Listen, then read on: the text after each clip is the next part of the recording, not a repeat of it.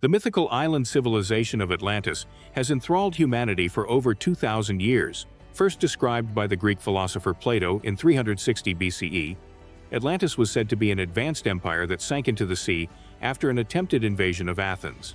But is there any truth to Plato's incredible story? In his dialogues Timaeus and Critias, Plato introduced Atlantis as a mighty naval power that reigned over several islands and parts of the continent before meeting its downfall. He claimed Atlantis amassed a monumental army that attempted to conquer Athens, but was defeated in a great naval battle that protected the fledgling democracy. Soon after, violent earthquakes and floods supposedly destroyed Atlantis entirely in a single day and night. While Plato insisted the story was historically accurate, passed down from the noted lawmaker Solon, experts have never found conclusive evidence that Atlantis existed. Most believe Plato invented it as a philosophical lesson about ancient hubris. Yet some theorize his account may have kernels of truth, inspired by real cultures like Minoan Crete that collapsed suddenly. Today we'll examine Plato's descriptions of the war between Atlantis and Greece in depth. We'll explore the mythical beginnings of Atlantis under the sea god Poseidon, its fantastical capital city with advanced engineering, the aggressive expansion that led Atlantis into Greece, the battle tactics that defeated Atlantis, and the natural disasters that ultimately destroyed this legendary civilization. Was the war between Atlantis and ancient Athens real or myth? By exploring Plato's account closely, we can consider what grains of truth might lie beneath this iconic story. Like many myths, it imparts timeless wisdom about corruption and downfall that continues to resonate. Whether fantasy or reality, the war with Atlantis was pivotal in shaping Athens' path. In Timaeus and Critias, Plato provided a mythical founding story for Atlantis under the Greek sea god Poseidon. Atlantis began as a hill on an island in the Atlantic Ocean, located past the Pillars of Hercules, or the Strait of Gibraltar. Poseidon fell in love with a mortal woman named Cleito, who lived on the island. He created a dwelling for her on the hill, surrounding it with alternating rings of sea and land for protection. Cleito gave birth to 5 sets of twin boys fathered by Poseidon. The firstborn, Atlas, became the first king of Atlantis at the hilltop dwelling. His brothers and descendants ruled over the other rings of land. Atlantis grew over generations into a mighty naval empire controlling islands and parts of the continent. The Atlantean capital contained lavish palaces and temples with walls, docks, and temple coverings made of exotic metals mined on the island. Plato described orichalcum, an alloy some believed to be a form of brass or bronze. Precious metals abounded, along with rare flora, fauna, and crops in the rich volcanic soil. At the center of the capital, Poseidon's first temple was surrounded by extensive gardens and a huge golden statue of the sea god riding winged horses. Canals and tunnels allowed ships to pass inland to the temple. Other lush temples, baths, and buildings dedicated to the gods dotted the landscape. Atlantis became a naval superpower, with natural resources funding the construction of an enormous military fleet of triremes and chariots.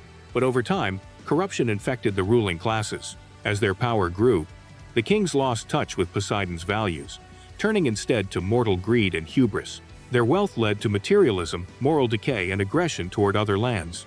From its home island, Atlantis expanded its empire to rule over small islands in the Atlantic and lands on the continent. Though originally wise stewards appointed by Poseidon, the kings evolved into threatening tyrants who terrorized leaders in Greece, Egypt, and across the Mediterranean. According to Plato, Atlantis' aggression was driven by a feeling of racial superiority. Atlanteans believed their island origins made them nobler than those who lived within the pillars rather than on islands. This hubris fueled efforts to dominate trade, resources, and naval routes through the Mediterranean. Seeking ever more wealth and territory, Atlantis turned its sights toward ancient Greece. Athens' growing naval and economic power during its classical period stood in opposition to Atlantis' plans for regional domination.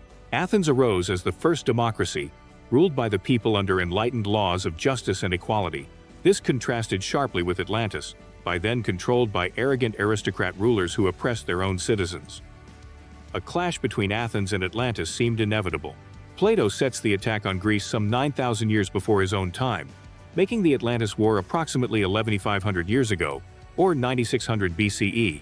However, no archaeological evidence supports advanced civilizations during this prehistoric era. If there is any truth to the conflict, it likely took place much later, around 1500 to 1200 BCE.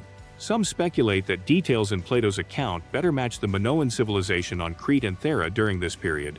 Minoan Crete conducted extensive maritime trade and built impressive palaces before being partly destroyed around 1500 BCE, possibly by a volcano on Thera.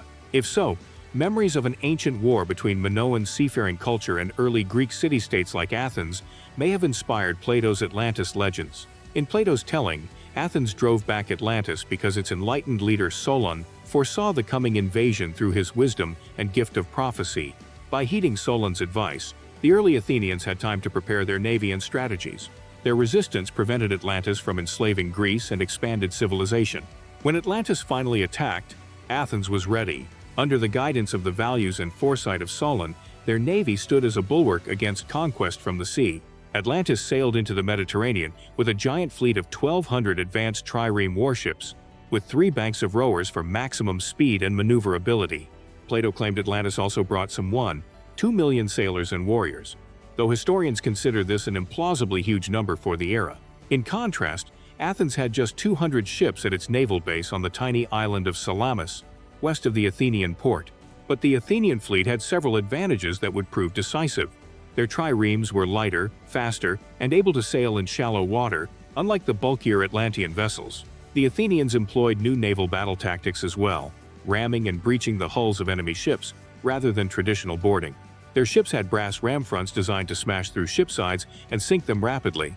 Athenians also introduced the cylindrical diakplaus formations, allowing fast, concentrated attacks to break enemy naval lines. These innovations let Athens cripple Atlantic navy despite being vastly outmanned. With knowledge of local terrain, they lured the Atlantean fleet into the narrow sea channel at Salamis. The massive warships had no room to maneuver or ram in close quarters, next to the coastline cliffs. The Athenians decimated the trapped Atlantean ships, sinking hundreds by breaching the hulls. Burning pitch flung onto decks caused chaos and prevented the armada from retreating or scattering. The remaining ships fled or surrendered, their invasion attempt crushed in a single massive sea battle. Solon's wisdom had saved Greece through foresight and moral leadership. The values of democracy and enlightenment prevailed over Atlantis's greed and hubris. By repelling the tyrannical empire, the bold victory at Salamis secured Athens's future to develop into a birthplace of Western philosophy, arts, and culture. Plato attributes critical advice on positioning at Salamis to the goddess Athena, lending divine influence and archetypal wisdom to Athens' success. His story turns mythic forces into metaphors illustrating how moral clarity can defeat dangerous ambition, just as brave little Athens stopped the behemoth from Atlantis. But Athens' victory would prove tragically short-lived.